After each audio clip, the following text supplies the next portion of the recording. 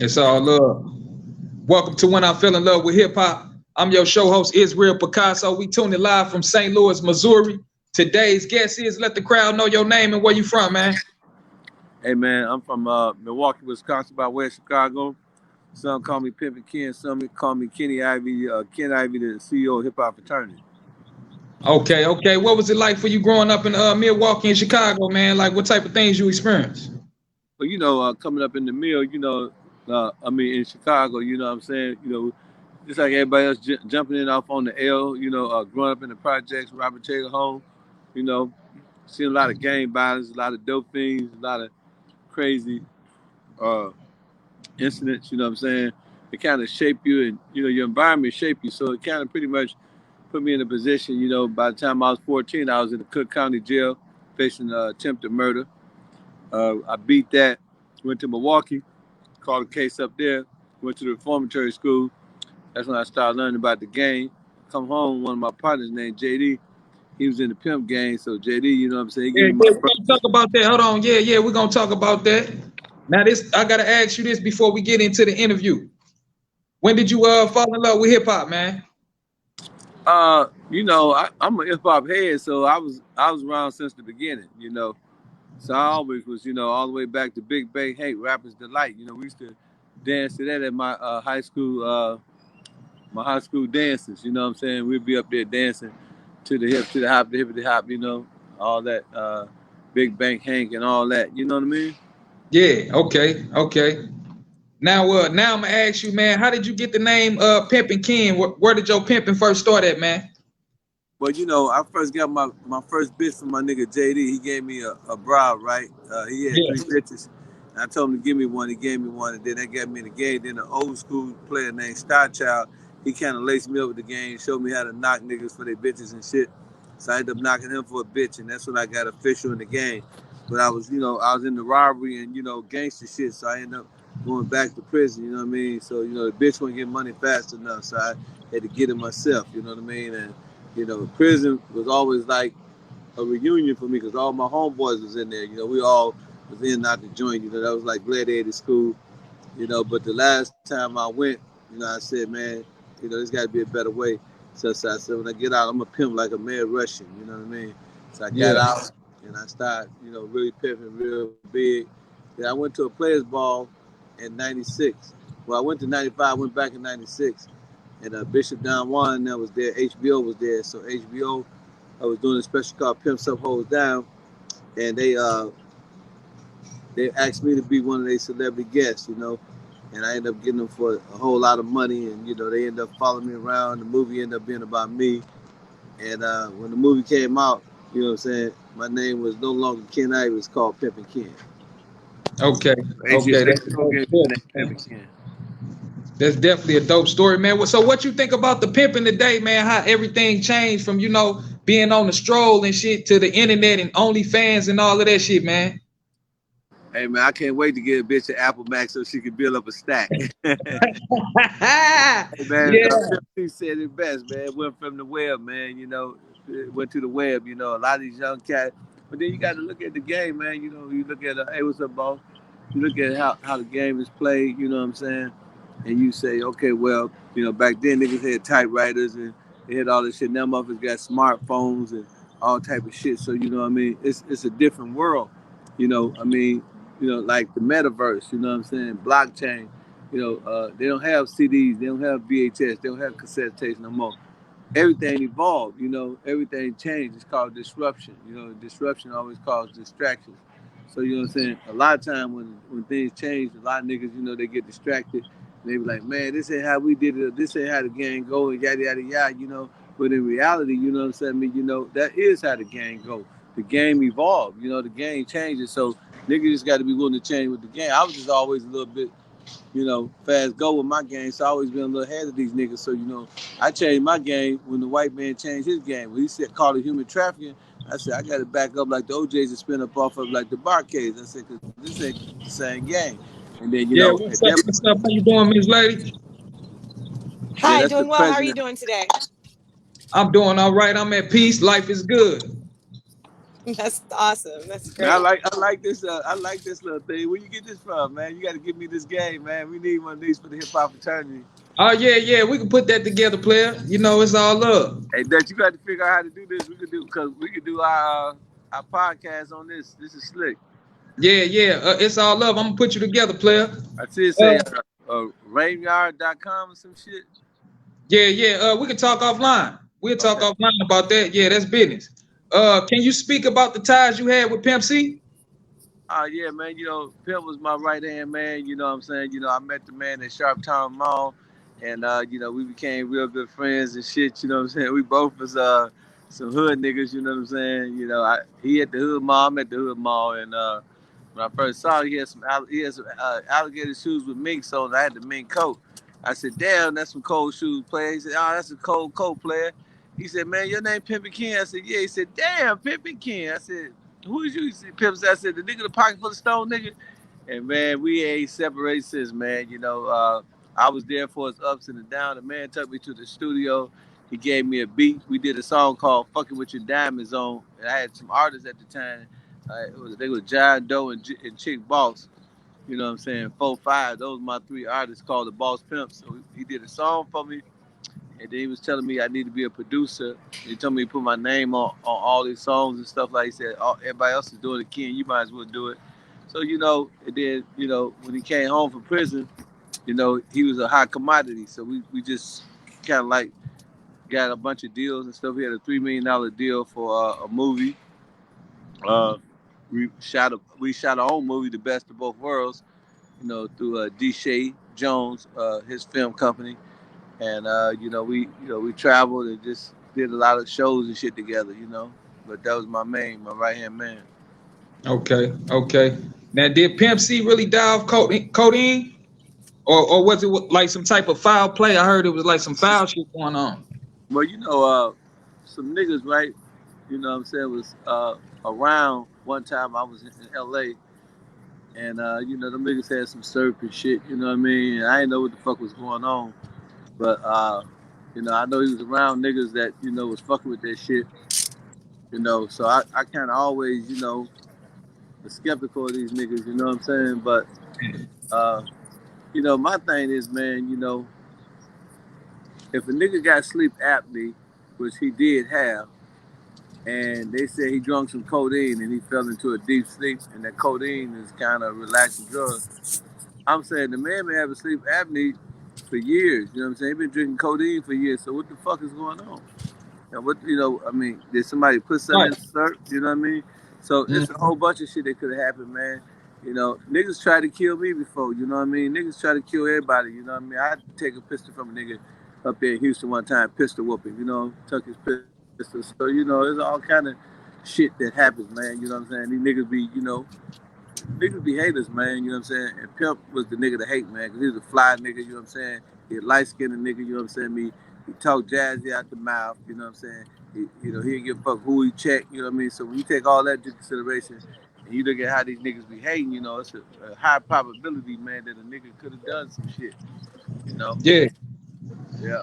Then, you know, a lot of these rappers, man, they worth more dead than they is alive. So when a nigga rapping, man, you got to keep some protection around his ass, man, because you don't never know who might be, you know, on the fag shit. I mean, on the punk shit. Yeah, that's real. Okay. So was Pimp C really into it with Jeezy, man, over them fake dope prices and all of that, or what's up? No, that wasn't how it went. You know, what happened was, you know, they had a song called Dickies, and Pimp C did a song for Jeezy.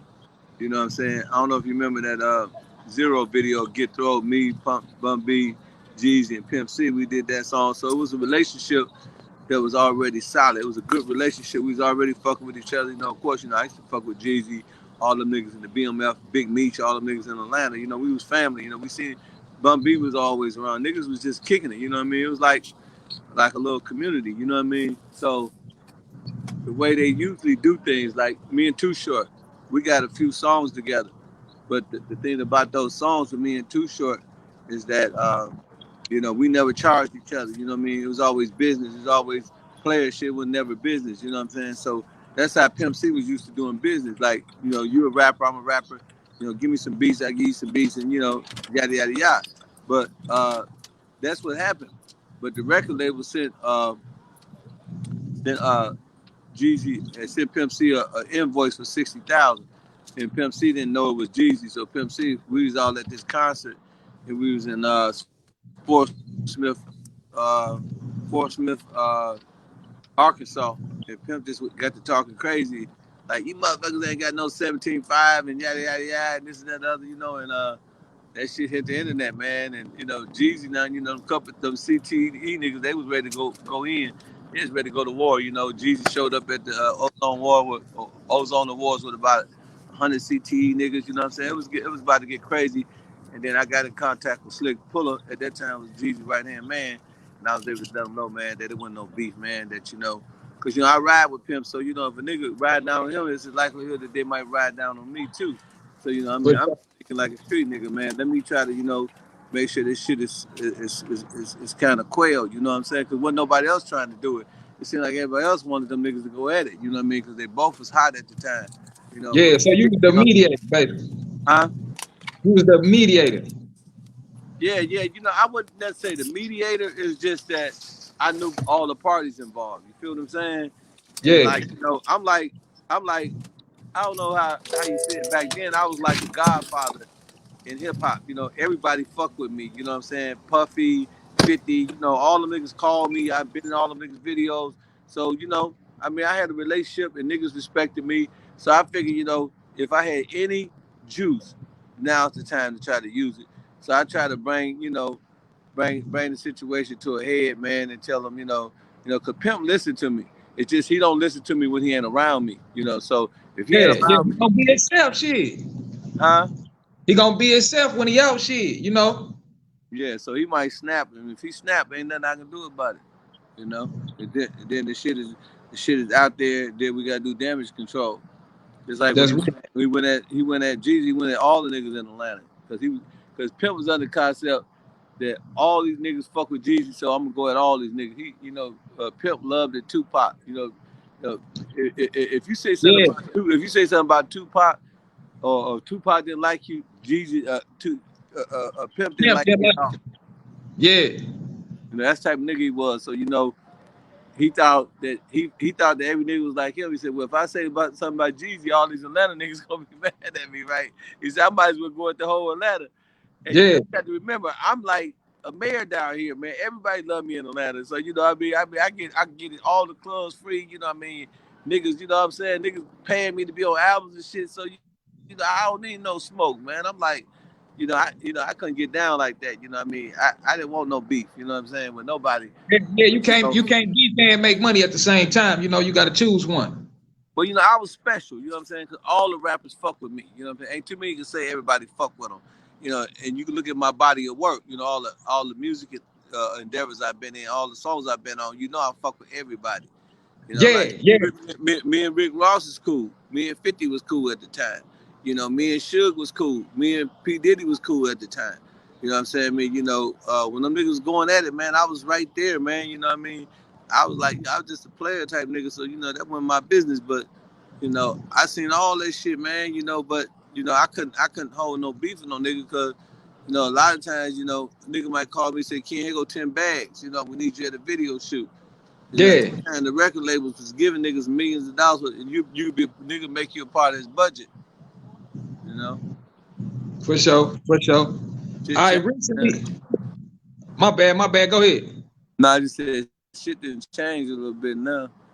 Yeah, everything changed. You got to move with the time. You know. What I was gonna say is, recently I saw you in an interview talking about Beyonce and Pimp C. Man, was that true, man? No, I didn't say. You know, you got to listen to the interview. Go listen. He said Ken said Pimp C had a tape. Then he said Pimp Ken didn't say this, but I said that. So he said that. I never said that Pimp C and Beyonce was in the tape together. The guy said it. What I said was that Pimp C showed me a tape, which he did, and the tape, it was an R&B chick. You know what I'm saying? But there was a lot of R&B chick that was hot at the time. Mary J. Blige, Mariah Carey, Beyonce. And I never said the name and never will say the name. You know Yeah, what I'm saying? niggas was just fishing though. That's what they was doing. They was fishing. Yeah, well, you know, they was fishing, but they need to throw that hook back in the water because this fish ain't biting. Yeah, that's real. That's real. You know what I'm saying? So, you know, that was the whole moral of the story. But you know, it was clickbait, and then niggas, you know, niggas fell for the sucker shit. You know what I mean? He basically played niggas into watching the video, and niggas watched the video, and they missed the first part of the video where I said on the video that I'm not gonna say who it is, and then he said Ken ain't gonna say it is, but I'm gonna say who it is, and it couldn't have been Pimp C, because if I said that Pimp C showed me a tape of somebody else, how can it be Pimp C? It don't even make sense. You know, if you listen to my conversation with the other guy, Big Talk, I said Pimp C showed me a sex tape of an artist, of an R&B chick, and of a dude that was a multi-millionaire. Pimp ain't never been no multi-millionaire like that. He ain't never been the richest nigga in the game, so that automatically excludes Pimp C. But niggas, you know what I'm saying, they wanted to use that, and it worked. You know what I'm saying? Nigga got hundreds and hundreds and hundreds and hundreds and hundreds and thousands of views. You know, but it also, you know, I mean, no disrespect to the guy that did it, he also gave me some free pub as well. Yeah. Well, shit, I want to say I apologize for even putting you in that shit. You know, that ain't had nothing to do with me. I'm just speaking on it, you know, because I want to know, you want to clear the air and shit, you know? No, it ain't got nothing to do with, that was a misquote on his part, but he qualified it. It's just that a lot of people, you know, they listen slower than they should be listening. They need to listen a little faster to what was said, you know, even though, because, you know, even though I know the guy, you know what I'm saying, said personally, I heard him say that he that Ken didn't say it. He said, I'm saying it. So that was the twist right there, but niggas missed it, you know what I mean? You know, he put them in a twist, you know what I'm saying, and they didn't catch the twist, so a lot of niggas got caught up in it, and you know, I mean, motherfuckers, you know, any nigga that know, man, know that ain't no real nigga gonna put nothing out there like that, you know, put himself on in harm's way. You know, that could possibly cause a problem between me and Jay-Z and his family. The man, a married man, you know what I'm saying? You know, somebody talking about his wife got a sex tape that don't exist, you know, and then it's misquoted, you know what I'm saying? That's not cool. I know who was in the tape. They know who was in the tape. I don't have to say nothing else. You know what I'm saying? You know, I mean, then, you know, a lot of people, if you look at some of the comments, a lot of people know who was in it too, because a lot of people said the same thing. A lot of people, man, the tape ain't really no secret. Everybody know about it. It's just that, you know, I was in a conversation and we was having a Pimp C moment, and the nigga just kept talking, man. I said, I bet you don't know about the sex tape, and that's how that conversation came up. It would never came up because this first time it came up since the man been dead. It was just, you know, I didn't know that niggas would take that shit and run with it, you know, and then, you know, people, I mean, it's just like, you can't say shit no more. Motherfuckers, you know, you say something, man, people think it's a newsworthy, they gonna take that shit and run with it. Yeah. So is Pimp C putting out any more records, man? I think his wife put out the last album about 10 years ago. I was on that one as well. Okay. Long Live the Pimp or some shit. Yeah. Rest up, Pimp C. What is one of the 48 laws of the game, man? Can you speak one of them? Yeah, first and last. That's in my book. You know what I mean? Another one is, you know, don't believe the hype. Believe it or not. That's chapter 48, don't believe the hype, you know. And, you know, all this shit is hyperbole, you know what I'm saying? This shit is just bullshit, you know what I mean? So, hyperbole, you know what I mean? So, we can't believe in the hype. And, you know, ain't no love in this shit, man. Love is like a four-letter word, like fucking shit. So, fuck that shit, you know what I mean? You know, nigga got to keep his... He got to keep his armor on. You know, he got to stay sharp as a butcher knife. You know what I mean? And be the sharpest the pencil sharpener. You know what you go through is what you go through. You know what I'm saying? You know, if you want to change your mentality, you got to change your reality. You want to change your attitude, you got to change your aptitude. That's real. Thoughts create reality. You know, what you think comes into existence. What you speak comes into existence. Your words like a two-edged sword. Yeah. So, where can they find the book at, man? Like if somebody want to read it. If they want the audio book, they go to audiobook.com. They can type my name, pimpinken. They go to thehiphopfraternity.com and hit the word books. They can get it from there. They can get it at amazon.com, walmart.com, barnesandnobles.com, booksamillion.com. Anywhere books are sold, just type in my name, pimpinken, in the search box, and my book will come up, and they can order it on Johnny on the spot. Okay. Now I saw an interview where you did say you gave Mac 10 advice for a pimp role in a new movie. What advice did you give him? Well, you know, when the actors, you know, be acting, they got to get in roles. So, you know, he just wanted to talk to me, and I just talked a lot of game, and then, you know, we put the movie out, It Ain't Easy, you know, with Cliff and Powell, you know, Pinky from Friday, Ket Williams, you know, Good Gang, Kenny Red, you know, Juju. It's a pretty good hood movie, you know, that we put together. 100. How did you get to be in 50 Cent video, man? I don't know what you heard about me, but a bitch can't get $1. How you get to be in that video, man? Well, 50 Cent gave me a call. You know, I was on tour with them. He at first did a little project for me down here in Atlanta. And then, you know, Sha Money, his manager, asked me to go on tour with them. So I went on tour with them. And then about a month or two later, you know, they were doing the video. So they called me, and they had a few dollars for us, and they gave us a little money. And so, you know, they flew us in, and, you know, they got us a hotel. And next thing you know, we was in the video, you know what I'm saying? And me and 50 Cent was real cool. So, you know, while we was at the video, you know, me and him was doing a lot of chopping and, you know, kicking and like players. And the 50 Cent a real player, man, you know what I mean? I appreciate him. I said, 50, I want to say my name in this video. And he allowed me to say my name. You know, he allowed me to say, pimpinken said, don't down and crown him. You know, and they, you know, they treated me like a real player, you know what I mean? He did a little video, it's on YouTube, you know, where he gave me a little shout out, you know, gave me, you know, specifically emphasized my name. So 50, my man, that's my right hand man. He one of the coldest niggas that ever did the game, man. One of the coldest players that ever played the game. Yeah.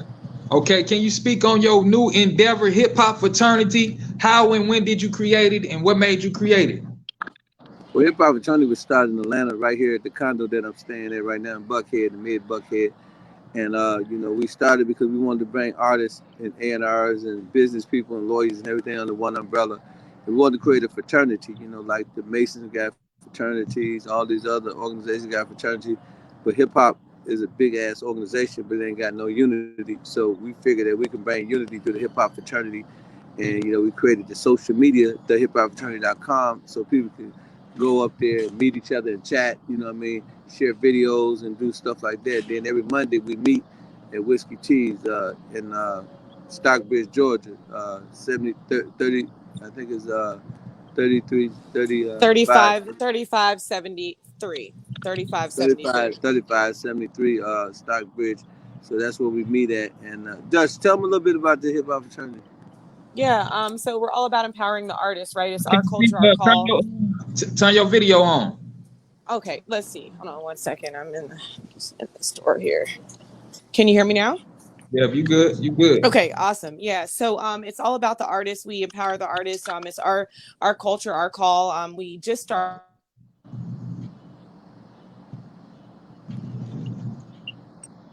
She went out. Yeah. Her signal messing up. Like she was saying, our culture, our call. You know what I'm saying? We allow artists to perform every Monday. We let them in for free. We feed the artists. You know what I'm saying? You know, in some cases, you know, we manage the artists by default. We upload them to our platforms. We upload them to all of our social media, and we give them opportunity. You know, okay, to be, can you hear me now? Exposed. You know, we give them exposure, and we allow them to meet with each other. You want to finish, dutxch? Yeah, I don't know where I dropped off, but I think I was talking about the Hip Hop Fraternity magazine. It's rolling out soon. No, you were talking about our culture, our call. Then you didn't talk about yeah. Okay, awesome. Well, I guess I cut out.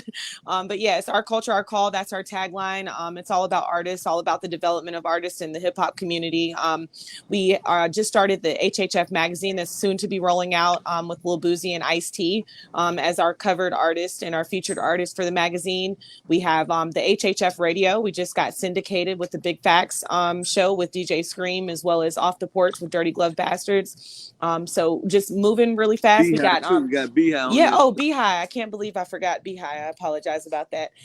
We just did an event that brought the whole city out. We have the HHF Awards. So we pretty much gave our flowers to the people that need them in the industry in our area. We didn't call a lot of the big wigs, but they came out anyway, and they supported Pimpinken. They supported us in our movement. It was a big event, and yeah, we have an artist development program called the Hip Hop Facts Program. That's pretty much where we go in every Monday at those meetings that Ken was speaking of, and we talk about EPKs, we talk about copyrights, music distribution, the things that the artists need to start monetizing their business, because as Ken taught me, is 90% business and 10% music. So we teach that business to go with to the artist.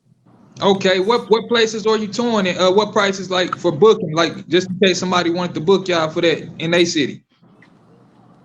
Ken, I'm gonna go ahead and defer to you. Well, on that one. if they want to book, all they gotta do is call me at 404-790-9627. And Dutch right now, she has a new single called "You Don't Want No Drama," and she got a song for the ladies called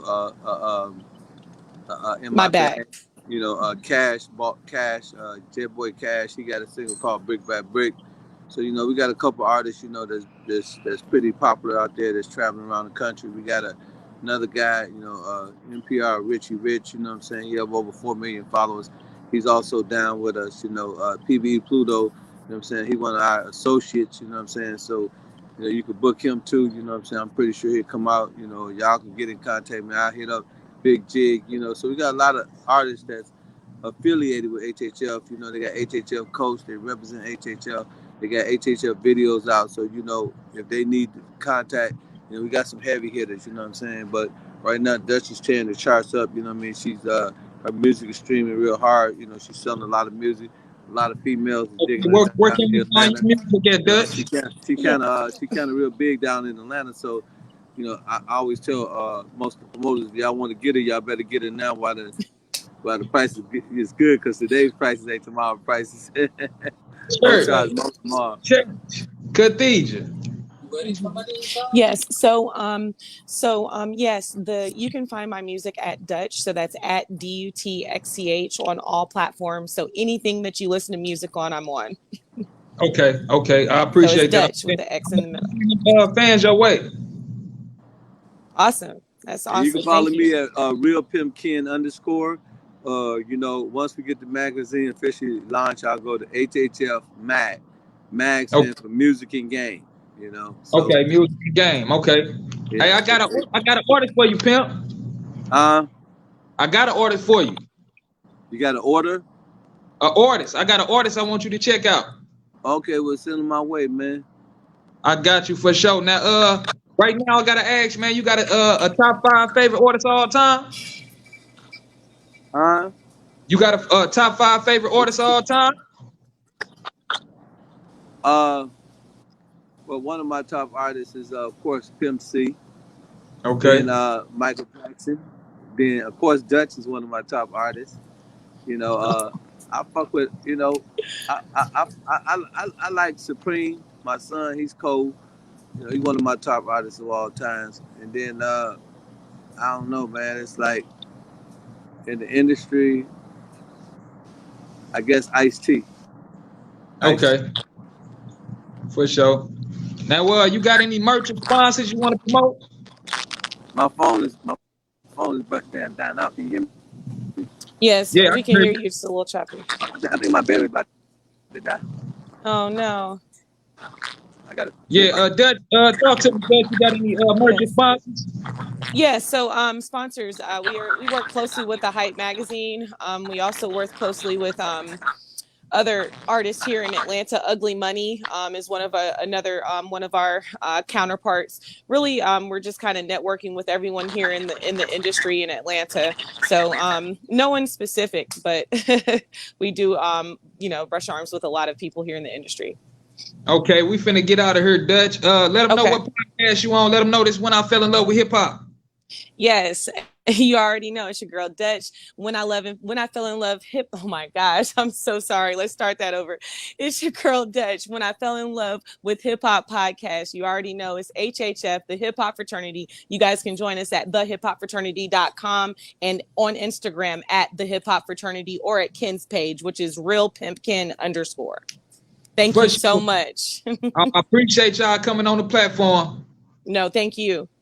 Yes. This is Israel Picasso from When I Fell in Love with Hip Hop. This is another episode. We out of here. Peace.